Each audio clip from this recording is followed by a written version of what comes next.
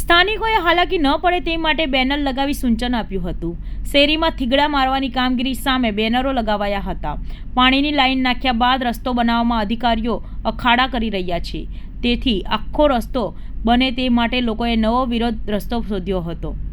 તેમાં વિરોધ કર્યો કે હાલમાં સ્થાનિક લોકોએ રોડ ખોદાણને લઈને ભારે કે હાલાકી પડી રહી છે।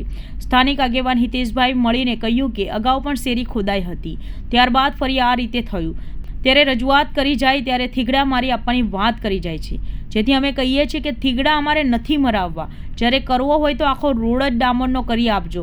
અમારી વાત લોકો અને શાસકો સુધી પહોંચાડવા માટે આ પ્રકારના બેનર લગાવાય છે।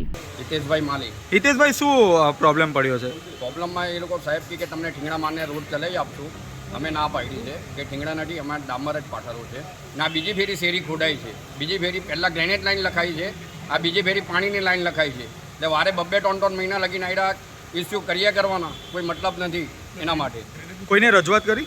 રજૂઆત ઉપર લગીને રજૂઆત કરી છે કે અમે ઠીંગડા મારી આપશું।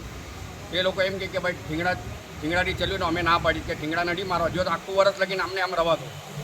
બેનરમાં શું લખ્યું છે, શા માટે? બેનરમાં એ લોકો પંચ કરવાનું કહે છે, અમે ના પાડી છે કે પંચિંગ નથી કરવું, અમારે આખો ડામરવાળો રોડ જ કરવો છે, નહીં તો રવા દો એમને એમ જ।